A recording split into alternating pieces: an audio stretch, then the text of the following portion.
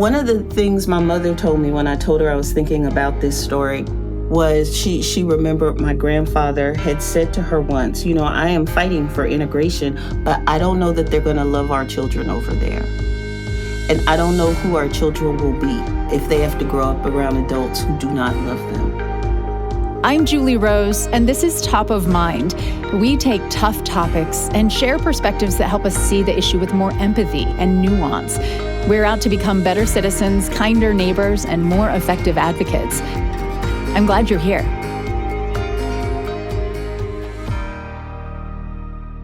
Today, the untold story of school integration in America.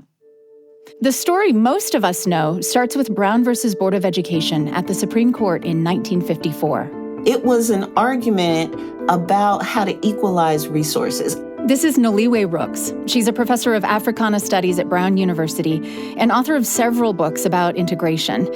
In Brown versus Board, the Supreme Court ruled that racially segregated schools were unconstitutional. The Browns were a black family in Topeka, Kansas, suing the Kansas State Board of Education to overturn a ruling the court had made 60 years earlier called Plessy versus Ferguson. That ruling said that segregated public facilities were legal, so long as the facilities for blacks and whites were equal. This is where the phrase separate but equal became the mantra of racial segregation in America. But in 1954, with Brown versus Board, the Supreme Court was ready to say, yeah, this separate but equal thing is not working out in schools. Integration is the only way to equalize resources for kids of all races. Now, I've known the contours of this history for a long time. You probably have too. But I never knew this. In the lead up to the case going before the court, black people in Topeka, Kansas fought against the NAACP for a decade. They didn't want integration. And people really, very often when I mention this, my students in particular are like, what are you talking about? Who wouldn't want integration? Well, the thing is, one of the ways that Kansas dealt with educating black people was to have actually equal schools. It really was the same dollar amount for teachers. The school buildings were as modern, well-equipped. This was not normal. Very often, separate but equal meant that you had underfunded schools, that you weren't getting enough. But for black people in Kansas as a whole, they were like, but this is great. Children are thriving, everyone's happy. So why, the question for them was really, so why does the NAACP want to come in and use us as a test case and dismantle what is in fact working and ask us to trust that something new will be built that will work as well when we have no reason to believe it and we don't have a problem with what's happening now? The fears of those black families in Topeka came true after the ruling, says Noliwe Rooks. And even in communities where black schools were desperately unequal, integration brought loss.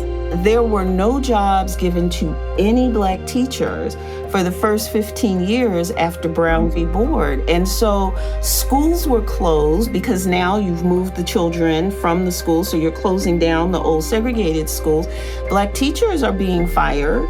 You had all of the other infrastructure of black education, ends up black principals, the extracurricular clubs that are aimed at black children, chess clubs, and you have all of these things that disappear, and they're not replaced in the white schools. I don't know that we all really think hard about what then replaces those feelings of community, of belonging. And so that's what I say, is that there's an untold story. It's a story of loss and of unfinished business. After the Brown versus Board ruling, school integration got off to a slow start in most places. Somewhat ironically, Southern schools ultimately made the most progress toward meaningful integration in those first few decades because federal enforcement of integration was pretty hands-on there. In northern states, a kind of de facto school segregation settled in and went largely unchallenged by the federal government. And all across the nation, white families took matters into their own hands, putting their kids into expensive private schools or moving to the suburbs where new majority white districts were forming. They weren't segregated by law, but by housing patterns that still bore the marks of decades of redlining and discrimination in home buying. Meanwhile, children of color were left behind in urban school districts with fewer resources. As a result, schools in America today are actually more racially segregated than they were in the 1970s, says Rooks.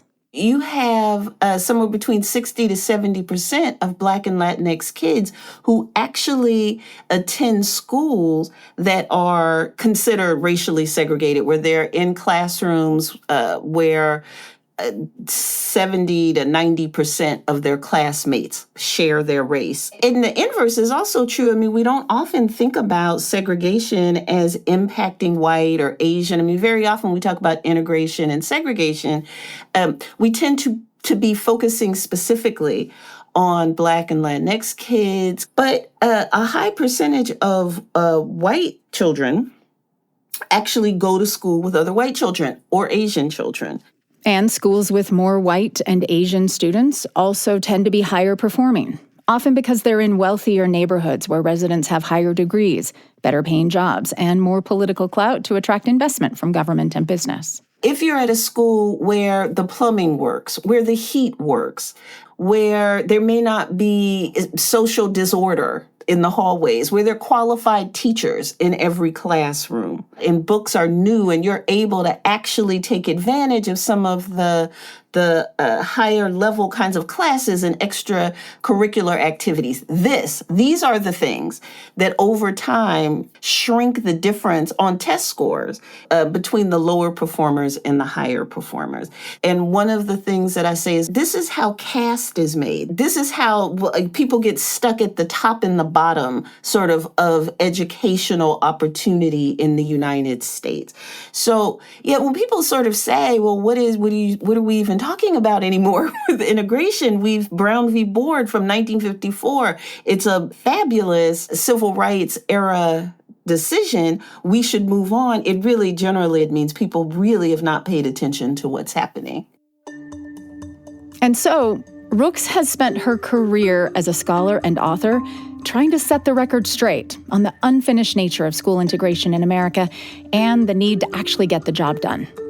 But then, in 2016, she went on tour for a book she'd written about integration called Cutting School, and she was surprised by the reaction she got from Black and Latinx audiences.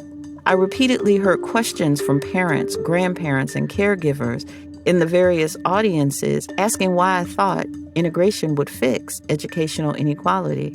For them, the trauma their children experienced in predominantly white schools and from white teachers was sometimes more harmful than the undereducation occurring in segregated schools. I've now heard this question so many times that I know it's time to think more about how and why we integrate schools in the United States. This is an excerpt from the audio introduction of Noliwe Rooks' new book called Integrated, which was inspired by those uncomfortable conversations with parents of color. This book helps explain how it came to be that while so many accept without question that educational integration is an uncomplicated success story, they do so at the expense of others who experience it as something akin to a wrecking ball that crashed through their communities and, like a pendulum, continues to swing. Many now note that as often as it elevates some children to the highest branches of the tree of success, integration is also a strategy that leaves instability and destruction in its wake. And when Noliwe Rooks sat down to write that story, she realized it was her story too. So Integrated became both a history book and a memoir, tracing the promise and pain of integration across 4 generations of her family. Writing it surfaced many revelations for her, and learning about it did the same for me. I hope it will for you too. So the story starts with her grandparents. As a child, Rooks remembers exploring the grounds of an abandoned school near their home when she went to visit. And it took me a minute to start to ask my grandmother, sort of, what was that school around the corner? I didn't know it was a Black school. I didn't know it was a school they had founded, that they taught there. I didn't know that's the school my father went to. This is Clearwater, Florida. Clearwater is in the Tampa Bay area. And my grandparents had moved to that area in the 1930s, about. Williams Elementary School is founded in 1938. My grandfather was the first principal of the school, and my grandmother came from a farming family and was the reading teacher And she always prided herself. And, these are the things I always knew. I would be out in the store with her and parents would come up and say, thank you so much for what you've done. Or, oh, Mrs. Rooks, I don't know if my child would have gone to college if not for you. She was the teacher who would not give up on a child. So what happened then after Brown versus Board for your grandparents and their community and the school where they taught? So it took about 10 years for Integration to find Williams Elementary. Because it took a while across the South for people to take the ruling seriously. And when it found them, it was, we need to start busing kids in different directions. The idea of segregation being a problem became, we must dismantle Black schools, right? It wasn't, let's bring white students into Black schools. Let's bring white teachers into Black schools, which is what many of the teachers, my grandparents among them, when they were first advocating for Brown, my grandparents were members of the NAACP. My grandfather was at one point the president of the NAACP in that part of Florida.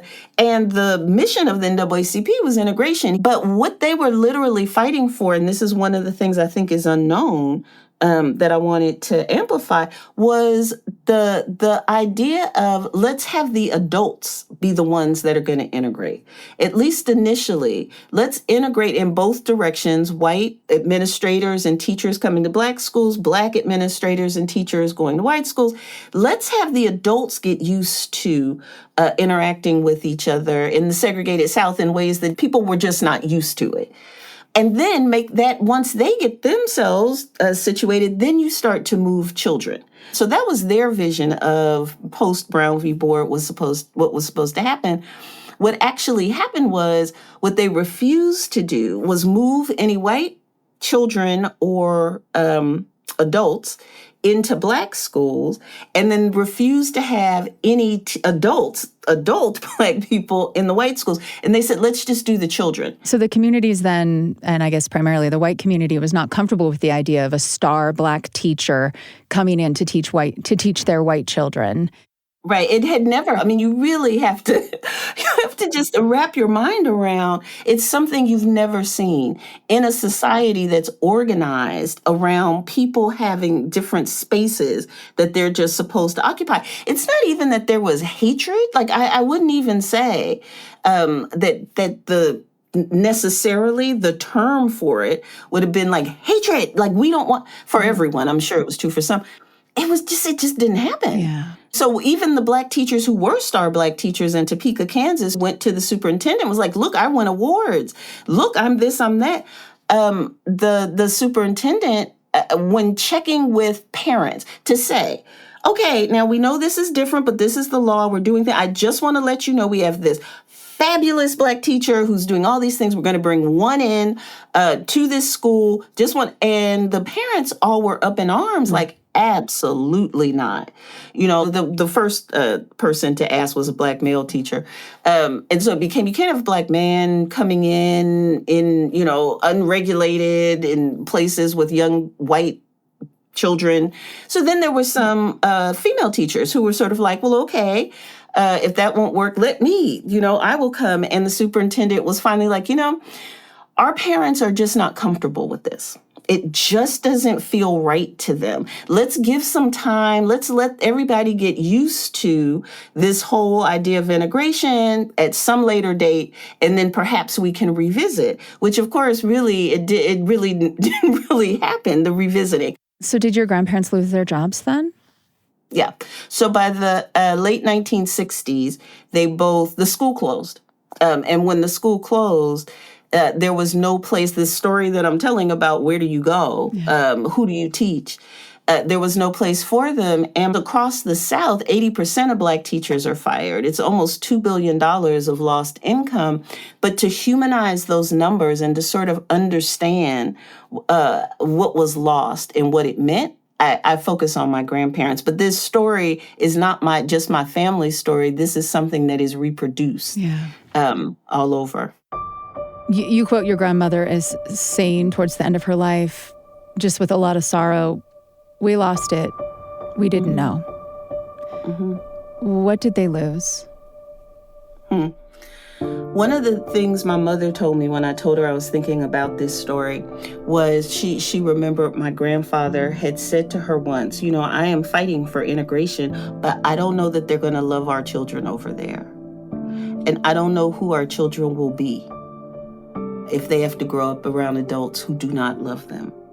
What they wanted was some equality. They wanted more options. They wanted kids who could to be able to go and be. And they didn't understand that the price was going to be their communities completely, irrevocably changed in the ways that they were. And so when my grandmother, really wistfully, just started saying we lost it. I mean, when I looked at the yearbooks, and then pieced together the stories that she was telling me, it was almost a high point of Black educational achievement, which is very different from what you think.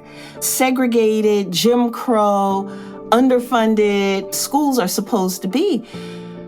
When you look at it and hear them talk, it was a peak in what was possible. The kids going off to college, they're going to Black colleges, but high levels of literacy, high levels of college attainment, and the pride when they would come back and say, here I am, now I'm doing whatever it is. And for someone like my grandmother, like my grandfather, my grandparents, who really believed that education and children mattered, that you gave everything for that next generation, when she said we lost it, it's bound up with the building, but also the possibilities, the mentorship, the belief in Black humanity.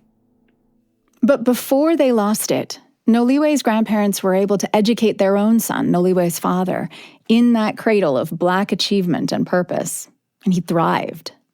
He went from Williams Elementary School to the segregated high school, which by then my grandfather was the principal there. He moved over to the high school. So he graduates in 1955. Brown has been in effect for a year. And then he goes to Black college. He goes to Howard. He goes to Howard University in Washington, D.C. It was the creme de la creme at the time. Like, that's where you went. And my grandparents knew Thurgood Marshall. They had worked with him on some of their activism around teachers and integration in the South. And they had the idea that that's who my father would be, that he would be someone who, because he played instruments, and he was an athlete, and he loved econ, and he loved philosophy, and he was on the dean's list. He was part of the debate club. Like, he was doing very well, and then decided to go to law school because, again, parents. I'm not sure he ever actually wanted the law. I think that this is just one of those normal things that happens in parents.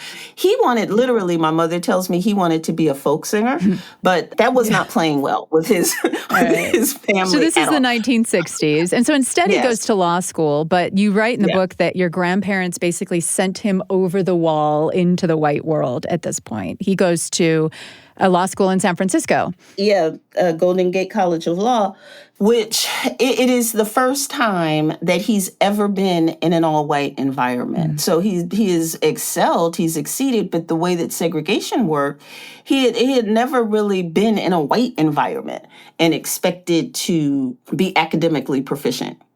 He would answer a question in law school, and the professor wouldn't comment in any way, and would turn to another student who would basically just reform his answer and get praise for their brilliance. He was constantly, getting assignments turned back, constantly having his abilities questioned. He was rarely affirmed, but part of the point that I make is not, because I have students who want to be affirmed all the time and don't need to. I really understand that. But my point is, but it was the first time he'd ever had adults who didn't think he was capable.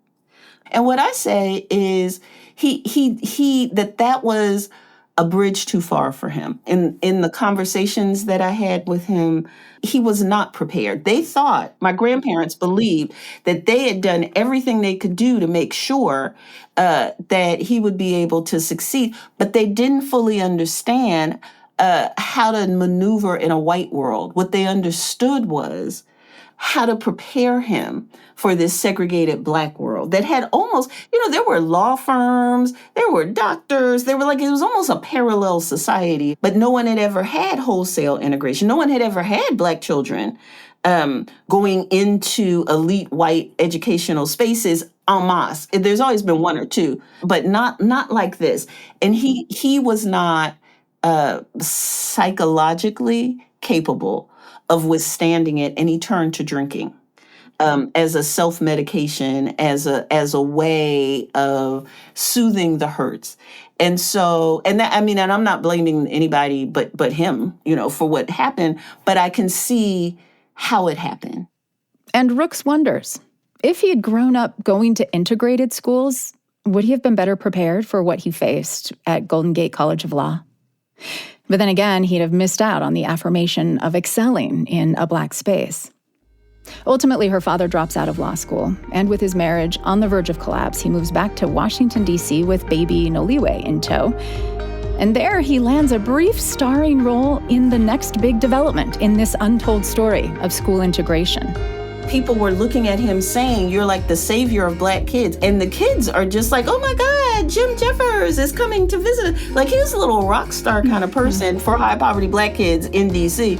Coming up next, how the war on poverty made Noliwe Rooks' father a TV star, but doomed school integration. I'm Julie Rose, and this is Top of Mind from the BYU Radio Podcast Network. Before we get back to today's episode, I want to take just a moment to recommend another show from the BYU Radio family of podcasts, The Lisa Show.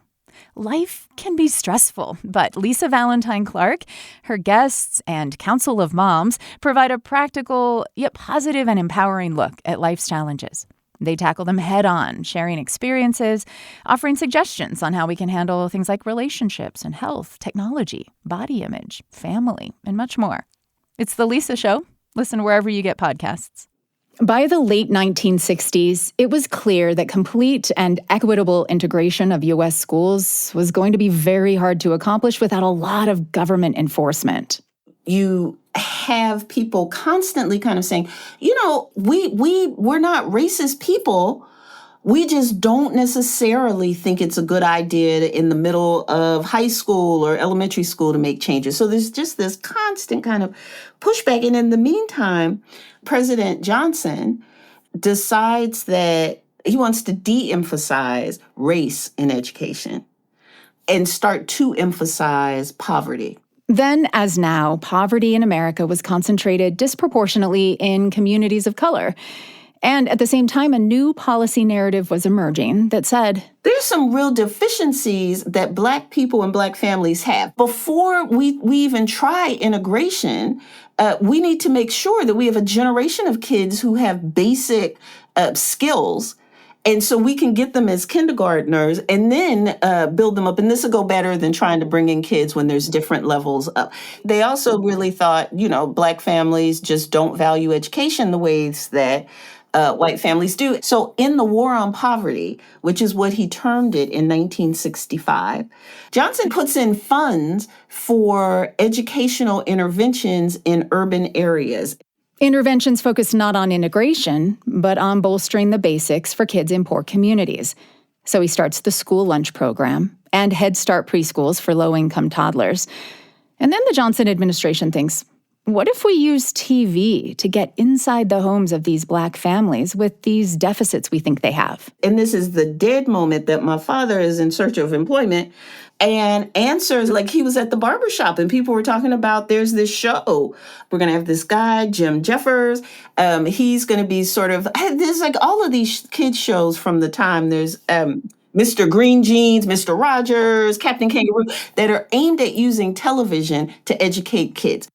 So Roundabout premieres in 1967. Roundabout was a precursor to Sesame Street, and Noliwe Rooks' father got the lead role as Jim Jeffers. The Washington Post, Chicago Tribune, they're covering this new show that's got a Black host, and people were looking at him saying, you're like the savior of Black kids. He would go apparently to Head Start programs, and the kids are just like, oh my God, Jim Jeffers is coming to visit us. Like, he was a little rock star kind of person for high poverty Black kids in DC for a little period of time, because they watched him, they incorporated Roundabout in Head Start. They would watch it. Like, it's a little cultural moment. But the problem was it so wholeheartedly ran away from the idea of brick and mortar schools, high quality teaching, high quality teachers, the things that we actually today know work. Like, what we know works. And this seemed to assume that you could fix a larger problem by just focusing on 3, 4, and 5-year-olds in television. No one, when Sesame Street came out, no one was really saying, as it transitioned to a wider viewership, now white children no longer need schools. Let's just educate them on TV, right? Like, it just never really happened the same way that it began to take hold for Black kids, with my father being central to it. And all of it just became a lot for him, and he started drinking again and kind of disappeared. So the story is not a happy story in a family kind of way, but it is a real moment, I think, in American culture that we haven't focused on a lot. Roundabout, the TV show, lasts only 1 year. Noliwe's parents divorce, and she ends up back in Florida. It's the 1970s at this point, riding a bus to attend a majority white public school, but she isn't aware of her place in history. I didn't even recognize I was an integrator until my husband was like, what is this picture of you? You're the only Black child. Is it your school photo? He was like, what is this? Like, he found it in one of my photo albums. And he's like, do you recognize you're the only Black child there? And honestly, I of course did. I'm intelligent, but it wasn't meaningful to me. It was just sort of, you're a kid. This is how you go to school. So you just get on the bus and you go. And there was nothing traumatic about it. So much of what I talk about in the book for those early integrators, it required bringing out troops and National Guards. And there was unrest and people are throwing dynamite. Like, it was really very dramatic. When you talk about integration, especially in the South, you have all these images that are violent. Mine was just it was just normal.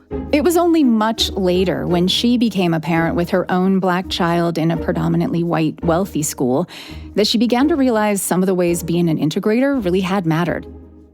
And it's complicated, because on the one hand, being one of just a few non-white students in a school was isolating. There were about 15 of us on the bus, but we got off the bus and all went different directions. I never saw them during the day. And then we would sort of reconvene at the bus stop at the end of the day and get on the bus and go home. There was nothing traumatic that was happening in the classroom. It was just, the one traumatic thing, and I really didn't even notice until I became a mother. I had no social life with any of those people. I didn't even understand that for elementary school kids, you have play date. Well, they didn't call them play dates then, but you would go to each other's house. You would make arrangements. There'd be sleepovers. You talk on the phone. Like, there were social aspects, even in elementary school. If parents were like, let's get ice cream after school, there were just things that happened that I had no social interaction with my classmates. It didn't even occur to me. It was like, you go to school, you go home. But other than that, it was, I had no drama. In fact, she thrived academically. So many people who integrate are around my age. We were pulled out of our majority Black underfunded schools. Someone noticed and signed us up for a program, asked us to be tested for gifted and talented programs, which were ubiquitous at the time, around the 3rd grade, and just gave you extra resources, different kinds of enriched experiences. And that was a kind of trajectory that I stayed on. Where I got extra support, where people assumed I was going to college from a very early age because I was in these special kinds of classes, et cetera, that they assumed that I was, unlike my father, who came to Golden Gate straight from a Black experience, a Black college. I sort of hit the educational mainstream with people got that I was capable of doing this work. And that's why it was a success. By then, I wasn't like my father, a deer in headlights, in a room where I was the only Black person. I was used to it. I'd come to expect it. It was not unusual. And I think that makes a real difference. She went on to get degrees at Spelman College and the University of Iowa before landing professorships at Princeton, then Cornell, and now Brown University. The fourth generation of her family's school integration story played out while Rooks was teaching at Princeton, and her son Jelani was going to a racially diverse middle-class public school in their neighborhood. The story that I tell about Jelani was twofold. One is what happened when he went from 5th to 6th grade into middle school. We did not understand the academic tracking and sorting that really kicks in middle school. And a lot of the parents, they were all white parents just because of his friend group. Like there were other black kids in school, but his friend group, they did understand it. They fought. They were in there, like if their kids were placed wrong, they were threatening lawsuits. They were getting psychologists to say their children had different kind of learning disorders, that they needed extra time. They needed, like, it was this all-out assault, and we didn't understand it. So our kid ends up being placed, high-performing child, ends up being placed in the lowest rung of the educational options at the school. Was there a disproportionate number of children of color in that lower rung? They were all, that was the thing, which I will say to you, Jelani loved it in a way. He had not had an experience of being in majority of color classrooms. My husband and I did not understand how much that was on his mind. And so while he wasn't being challenged at all, he would come home and be like, we're just doing little worksheets, or we're watching movies, or we got candy today. Like, he was coming home and we were like, what is happening here? He loved the fact that he was there with other black and brown people and was getting to, that's a whole other part of the story that we had to when we pulled him out, he was not all that thrilled with being pulled out, because while he was bored, he was having fun in a different kind of way. But yeah, so we had to go through that whole thing. We had to get him into private school. So that's the part of the Jelani story. And it's a relatively common one. Rigid academic tracking systems have often been shown to disproportionately lump black and brown students in lower-level classrooms. Staying there would have kept Jelani from taking the math and science classes required by elite colleges and universities. When he switched to a private school, Rooks says he was one of only 2 black children in the honors and AP college track. This would have been 2004-05. It was at a period of time where people used the N-word very liberally, mostly because of rap music, literally. What's on the airwaves is letting people use terms that in our home we were not comfortable with. And sometimes he would notice that even for him, it felt like a line was being crossed between the use of that term. Or there would be different ways that discipline was meted out. That he would be held to a different standard, and he's trying to navigate all that. So what I do with Jelani is to talk about, in his story, is really to talk about what public school was like, what our not understanding what was required to keep him on the track that we had him. We just thought naturally the system will keep him there because his test scores are high, his grades are high, he's well liked, he'll just seamlessly get to be at the level we think he should be at. That wasn't the case. And then we had to pull him out and put him in the private school, which we couldn't afford. And there's a whole other way. Like, he was high performing. He was in all honors and AP classes. That wasn't our issue. It was some other social stuff. And to just think about all that you have to navigate to make sure that your child comes out the other end with some sense of psychic health, psychic and emotional health, is that it's not just poor kids that have to navigate race and racism in education, but it's different for kids who are from middle class, upper middle class families. It's different, but it's not non-existent. So for Rooks and her son Jelani, school integration offered important benefits. But even while succeeding academically, they both experienced the psychic burden of being what she calls lonely onlys, weathering racial ignorance and discrimination in isolation. And Rooks says the very existence of stories like theirs makes it easier to ignore the ongoing failures of integration. What I mean by that is it's a plea for us to pay some attention. The ways that we celebrate those of us who navigate that integration journey well. You become the first Black president. You become the first Black woman vice president. You become the first this, the first that. those of us who are at Ivy League schools with degrees, all of the firsts. Integration is a part of that for us, but that's only 20 to 25% of Black people who go through educational systems in the nation. And so it's not that integration doesn't work. It's that we weren't able to make it available to enough people. And then we haven't turned around to look at, well, then what do we need to do for the students in these schools that are high poverty, that are underfunded, that are educating the majority of who is in public education, to give those kids the same kind of chance. And I don't just want to then say, let's integrate more. I mean, we can continue. There's so much resistance to it. Like, how do you do it? So what do we do with who has been left behind? What is one of the solutions that you think is promising? So I in the book talking about community schools, which in a strange way I recognize as schools like Williams Elementary just here in the 21st century. Mm. So they will be high poverty, majority Black, brown, depending on where you are, but they're putting in different kinds of services so that those kids can be seen.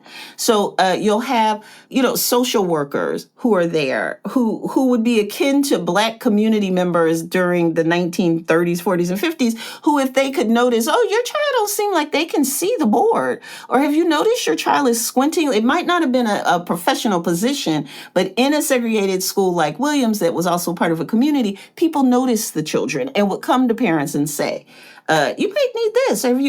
These are the kinds of services. We don't have necessarily those kinds of stable communities, but they're putting in place people who are providing those kinds of services. So social workers, job training programs. Often the wraparound services include the parents. And you're not, it's not that you're saying let's go ahead and resegregate these schools. We're saying we already have these segregated schools. Right. What we need to do is something more. That's my big point. And I appreciate you for the nuance, because sometimes people do, the headline for them is, she believes we should go back to separate but equal. And it is not that I believe we should be going back to separate but equal. It's that I think we need to take a hard look at what's happening and propose some solutions that can address what's happening. And we need to recognize that what we have is separate and unequal. So let me ask you a tough question. If you had the choice to send your kid to a high-performing white school, public school, or you could send him to the all-Black community school, where would you send him?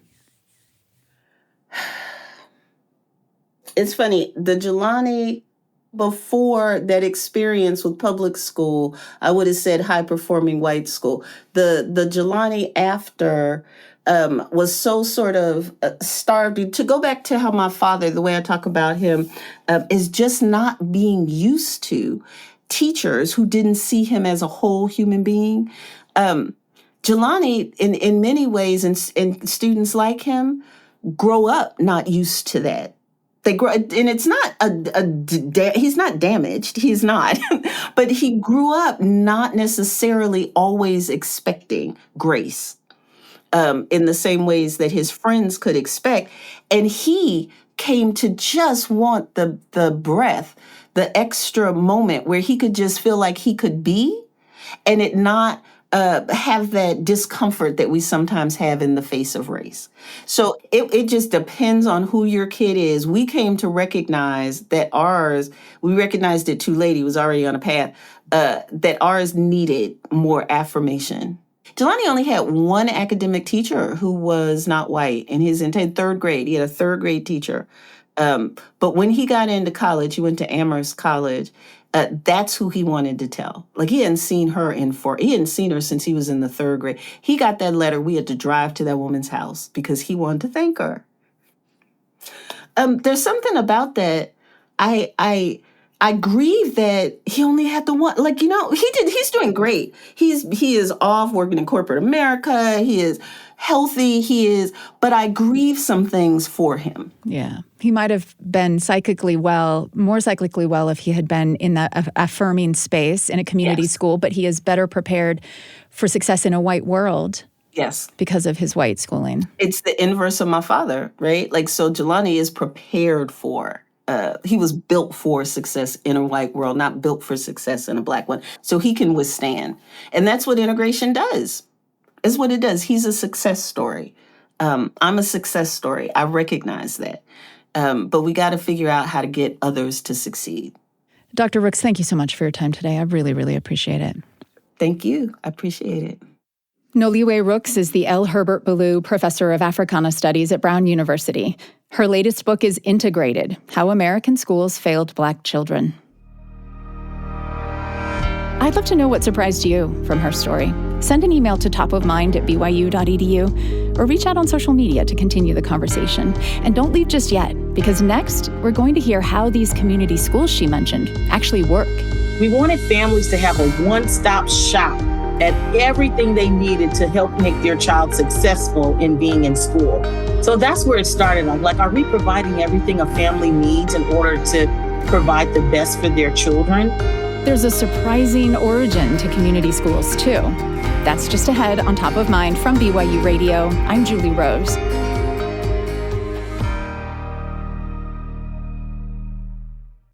Hey, it's Julie, inviting you to embark on a whimsical journey with The Appleseed from the BYU Radio family of podcasts.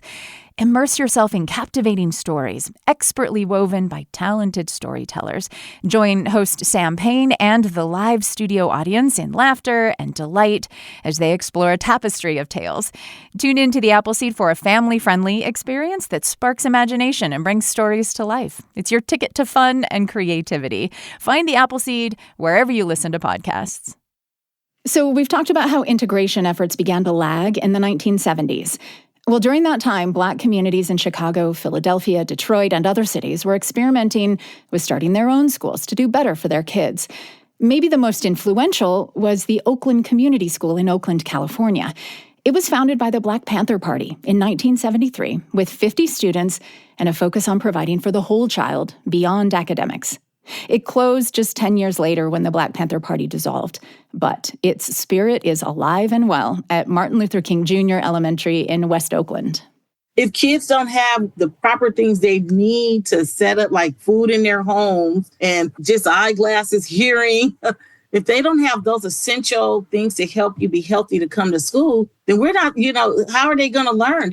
Roma Groves Waters has been the principal at MLK Jr. Elementary since 2009. Almost 100% of her students are below the federal poverty line, and nearly all are children of color. Yeah, 50% Black. And then our next community is about 20% Arabic-speaking kids from Yemen. And then our next population is our Latinx kids. A few years after Principal Groves Waters arrived at the school, Oakland Unified School District became the first full-service community school district in the nation. All 80 of the district's public elementary, middle, and high schools are now geared toward being what Principal Groves Waters calls a one-stop shop for families. We have dental services. A lot of kids are coming with rotten teeth to the school and not being able to access dental services. We also have an eye clinic and a mobile that comes to the school. We have the Linda Hand Foundation that comes and gives the backpacks and school supplies to every single student. No kid goes without supplies. We have a tutoring program directly on site called Children Rising, which is a really great program that helps second graders be able to read before third. We have a farmer's market weekly that comes and parents can get full groceries from eggs to different types of meats and fish and all the types of vegetables like broccoli and different types of bread. We have a school nurse that comes to help regulate like the immunizations and just things that we need to help support key families. We are across the street from West Oakland Middle School that has the medical clinic. So parents can go there right directly across the street from the school. So they have access to that clinic to get services as well. So we have things here that really help families succeed. You can't go wrong at the school. If there's a need, we have a resource that we can provide them to, as well as our connection with the city of Oakland. With their resource list, we're able to, like a parent said, I just got an eviction notice. So then here's the people you call to help you be able to stay in your home. Okay, if that sounds like a lot for a local public school to be doing, you are right. But the payoff is evident in high graduation rates and fewer absences and disciplinary problems across the district. For Principal Groves Waters, though, the most meaningful measures of success are tied to the community's love for the school. Our parent engagement is really quality for parents. They get a lot out of it, and parents come back and even be speakers at some of our workshops. Another thing I can measure is that a lot of the students have gone off to college. Yeah, we have a couple of maybe 4 or 5 in particular that have come back to help support the school. Our scores may not be that high because that's what the data says, but we can definitely say people gravitate to come into the school because we've maintained our, our enrollment. We're still a small school, but we've maintained an enrollment over 300. It's the community piece of the model that makes a community school fundamentally different from a traditional school. So creating a community school based on national best practices always starts with assessing the local needs and getting buy-in from the community. Florida has one of the larger statewide networks of community schools in the country, with 43 today. The very first was Evans High School in Pine Hills, where Cameron Young grew up. A lot of people hear about just the violence and the crime. They used to call it Crime Hills for many, many, many years. Pine Hills is a majority Black, high-poverty suburb of Orlando. If you lived in the Pine Hills community, then you understood the rich history in Evans High School. You understood the amazing people and alumni who came out of Evans High School. The problem was that by the late 2000s, Evans High was falling apart physically and academically. More than a third of Evans students were dropping out before graduation. Disciplinary interventions were high, and enrollment was shrinking as families opted to send their kids elsewhere. The local school board hoped to build a new campus in a safer neighborhood, but that community said no. So instead, Evans High was torn down and rebuilt on site as the first community school in the entire state of Florida. And Cameron Young was in the very first class of freshmen to start at the new school. All of us were very blessed by having someone that say, hey, instead of sending them out, we're going to bring it to them. And we're going to see if we can make a difference right there in their hometown where they are standing. And I think that was more so the benefit of bringing community partnership schools to Evans High School. The transition was tricky, though. A nonprofit child welfare agency called Children's Home Society of Florida led the effort. Andrea Sweet is the group's CEO. When we first started meeting with the residents in Pine Hills, which is where Evans High School is. Pastor Frank he's the pastor of one of the largest churches there, and he was excited about this effort. He helped bring folks together to talk about what this could look like. And we got kind of a lukewarm reception. And so as we were talking to Pastor Frank afterwards, he said, you all need to understand this is a community that doesn't trust nonprofits. You all will get a grant, come in, do some great work, get our hopes up. We start seeing some change, and then your grant runs out and you're gone. And we're not so sure. We're not so sure this is all going to take off, right? So what became important and now is part of the model is a 25-year commitment. The core partners make a commitment to the school and the residents and the families that will be there for 25 years. And they decided they'd call it a community partnership school to emphasize that long-term collaboration. Andrea Sweet thinks that is the key to the program's success in Florida over the last decade. Each school is supported by 4 core partners: Children's Home Society, the local school board, the University of Central Florida, and a local healthcare provider. In time, the Florida State Legislature contributed additional funding, which now stands at a recurring appropriation of $20 million a year to support 43 community partnership schools across the state. They're all in high-need communities with a majority of students in poverty. Each community school has an on-site hub with staff responsible for coordinating after-school and tutoring programs, wellness, and mental health.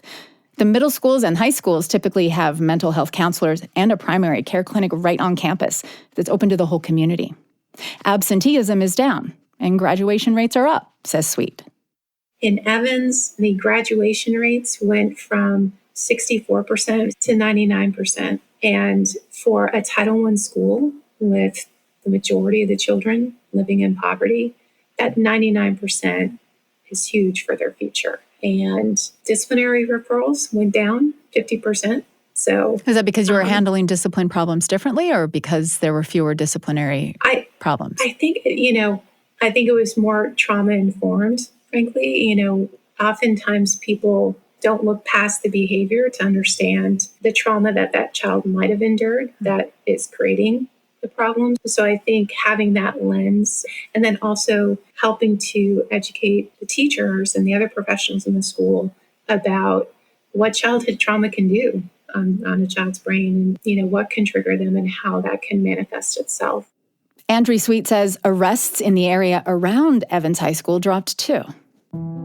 Community partnership schools in Florida also have a variety of advisory boards that are made up of parents, students, even local business owners to make sure that the school is addressing the most pressing needs of the community. That's another part of the community partnership piece of the model. And it's the piece that ended up transforming Cameron Young's experience at Evans High School. When I stepped onto that campus, there was a director named Mr. Jarvis Wheeler. And Mr. Wheeler saw me and he was like, Cam, you are such a leader. You would be great to join something called the Student Leadership Council. And I was like, what's the Student Leadership Council? And he was like, this is just pushing the community partnership school model, making sure that you guys are the ambassadors for your student body to serve as the student voice, to spread the word about the resources that we have here at the school, and also be able to understand from them, what do you all want to see? We don't want to just bring you shirts because we think you need shirts. If you say you need shoes, then somebody needs to tell us. And that is the role of the Student Leadership Council. Well, through that experience, I started coming to meetings. I started learning some of the different offerings that the Community Partnership School brought to its students. And one of the things that stuck out to me most is I finally felt like I was in a place where I was seen for who I was. Because I believe I almost had imposter syndrome. I was lost behind being an athlete, lost behind being an academic, lost behind being just respectful and a great student. And I hadn't had the opportunity to find myself and figure out, well, who does Cameron want to be? What type of things am I interested in? And I think the Community Partnership School gave me an opportunity to just think about that and answer that question. Today, Cameron Young is a proud Evans High alum and a college graduate, now working as a development director for Children's Home Society of Florida. We also heard from the nonprofit's CEO, Andrea Sweet. Nationwide, as many as 10,000 schools have adopted a community school approach to give a better chance to the children who've been left behind by the unfinished business of racial and economic integration in America's schools. I'd love to hear your thoughts on today's show. Send an email to topofmind@byu.edu or reach out on social media to continue the conversation. And make sure to subscribe to Top of Mind on your podcast app so you don't miss an episode. And if you wouldn't mind leaving us a good review, that'll help other people find the show. And we love to see what listeners think about Top of Mind. And while you're at it, be sure to check out my other podcast, Uncomfy, where we explore what it means to lean into moments that challenge us, to perspectives that bump up against the way we see the world. And we consider why it's worth the discomfort. How do we do it? And what do we get from it? You can watch Uncomfy on YouTube and Spotify. It's a video podcast, or you can listen on your favorite app. Top of Mind is a BYU radio podcast. Today's episode was produced by me and Abby Karras, with help from Isabella Sosa, Samuel Benson, James Hoops, and Sam Payne. Our audio engineers are Lauren Sandberg and Brendan Lewis. I'm Julie Rose. We'll talk soon.